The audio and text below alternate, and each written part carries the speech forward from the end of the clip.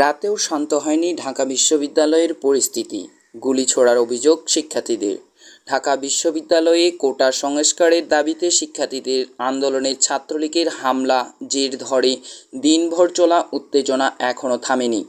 রাতেও ডক্টর মোহাম্মদ শহীদুল্লাহ হল সংলগ্ন এলাকা ঘিরে থেমে থেমে সংঘর্ষ হয়েছে।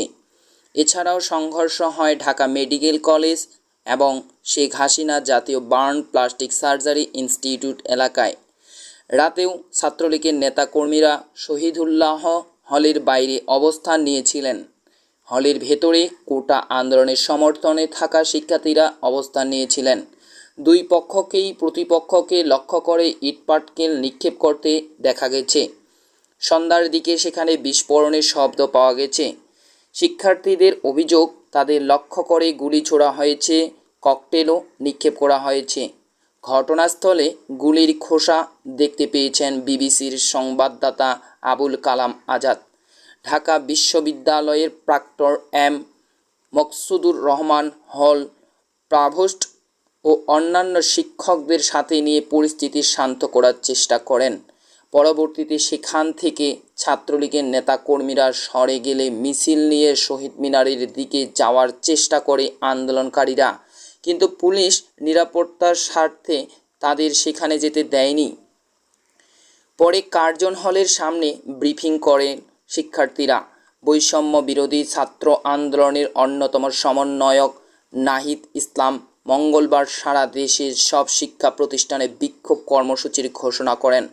তাদের একদফা দাবির পাশাপাশি প্রধানমন্ত্রীর বক্তব্য প্রত্যাহার ও আন্দোলনকারীর উপর হামলার প্রতিবাদে এই কর্মসূচি বলে জানান তিনি। ঢাকা বিশ্ববিদ্যালয়ের সহকারী অধ্যাপক ডক্টর আব্দুল মতিন বিবিসি বাংলাকে জানান, আমরা শিক্ষার্থীদের শান্ত করার চেষ্টা করেছি। বহিরাগত এসে থাকলে সেটি তদন্ত করে ব্যবস্থা নেওয়া হবে। আহত শিক্ষার্থীদের চিকিৎসার খোঁজ রাখা হচ্ছে। এর আগে শহীদুল্লাহ হলে প্রাধ্যক্ষ জাভেদ ইসলাম পাটোয়ারি হলের ফটকের সামনে গিয়ে আন্দোলনকারী শিক্ষার্থীদের সঙ্গে কথা বলার চেষ্টা করেন। এ সময় শিক্ষার্থীরা তাদের হামলার নানা অভিযোগ জানিয়ে কর্তৃপক্ষের বিরুদ্ধে ব্যর্থতার অভিযোগ তুলেন। মিস্টার পাটোয়ারি বলেন, আমি শুধু শহীদুল্লাহ হলের শিক্ষার্থীদের সঙ্গে কথা বলবো। যারা শিক্ষার্থীদের ওপর হামলা চালিয়েছে তাদের বিরুদ্ধে ব্যবস্থা নেওয়া হবে। এর আগে সোমবার দুপুরে পাল্টাপাল্টি কর্মসূচি ঘিরে ঢাকা বিশ্ববিদ্যালয় ক্যাম্পাসে ছড়িয়ে পড়ে সংঘাত। এতে শতাধিক শিক্ষার্থী আহত হওয়ার খবর পাওয়া গেছে। ছাত্রলীগে হামলায় এখন পর্যন্ত 200-র বেশি শিক্ষার্থী আহত হয়েছে বলে দাবি করেছে বৈষম্য বিরোধী ছাত্র আন্দোলন সমন্বয় আসিফ মাহমুদ। অন্যদিকে রাতে ছাত্রলীগের সভাপতি সাদ্দাম হোসেন দাবি করেন তাদের শতাধিক নেতাকর্মী আহত হয়েছেন। সোমবার দুপুরে ও বিকালে হামলার সময় ছাত্রলীগের নেতাকর্মীদের হাতে রড, লাঠি, হকি স্টিক দেখা যায়। হেলমেট পরিহিত একদল তরুণকেও এ সময় আক্রমণাত্মক ভূমিকায় দেখা গেছে। বেশ কয়েকজন শিক্ষার্থীকে আহত অবস্থায় মেডিকেলের দিকে নিয়ে যেতে দেখা গেছে।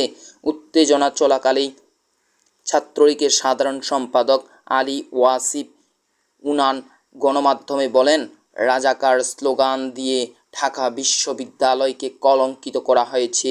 সাধারণ শিক্ষার্থীদের সাথে নিয়ে ছাত্রলীগ তাদের প্রতিহত করেছে।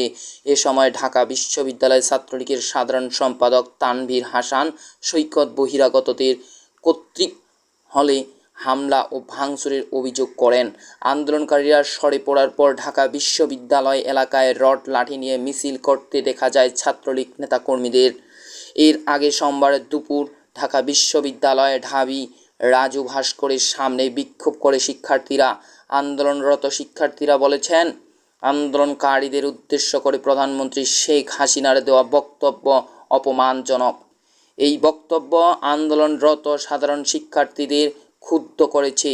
বৈষম্য বিরোধী ছাত্র আন্দোলনের অন্যতম সমন্বয়ক নাহিদ ইসলাম বিবিসি বাংলাকে বলেন, গত রাতে বিক্ষোভ করে আমরা সোমবার 12টায় প্রধানমন্ত্রীকে তার বক্তব্য প্রত্যাহারের দাবি জানিয়েছিলাম। প্রত্যাহার না হওয়ায় আমরা রাস্তায় নেমেছি। আন্দোলনরত শিক্ষার্থীরা বলেছেন, কোটা সংস্কারে সরকারের দেওয়া দাবি না মানা পর্যন্ত তাদের এই আন্দোলন অব্যাহত থাকবে।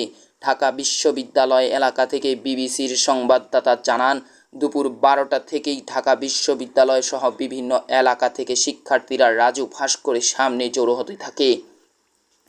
এই আন্দোলনকে ঘিরে শাহবাগ সহ আশপাশের রাস্তায় জল কামান সহ বিপুল সংখ্যক পুলিশ অবস্থান নিয়েছে।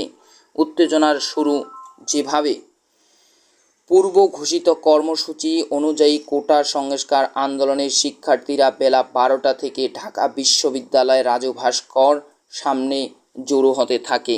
কোটা সংস্কারের এক দফা দাবি সহ শিক্ষার্থীদের চাওয়া ছিল তাদের আন্দোলন নিয়ে প্রধানমন্ত্রীর বক্তব্য প্রত্যাহার। এখানে বিভিন্ন শিক্ষা প্রতিষ্ঠানের কয়েকশো শিক্ষার্থী সমাবেশ হয়।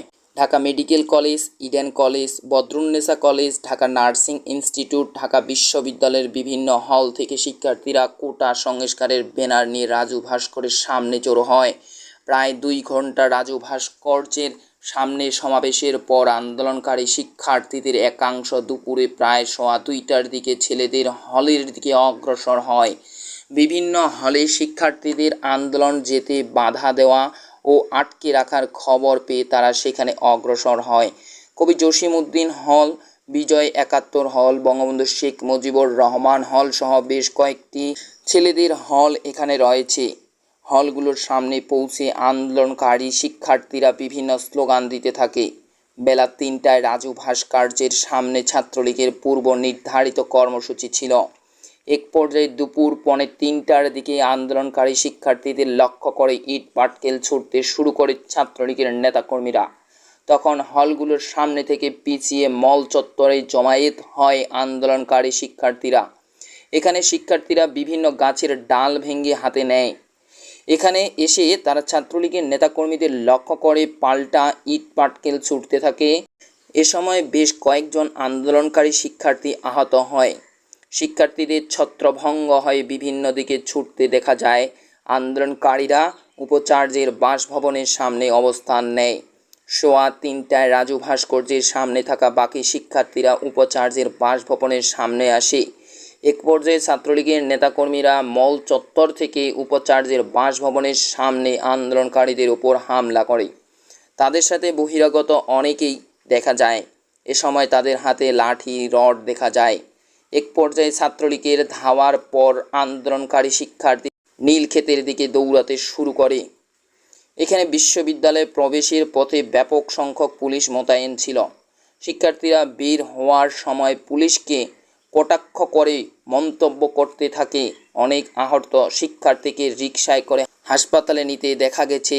এ সময় ঢাকা বিশ্ববিদ্যালয় থেকে বের হওয়ার বিভিন্ন পয়েন্ট দিয়ে শিক্ষার্থীরা ছাত্রলীগের ধাওয়া খেয়ে বের হয়ে যায়।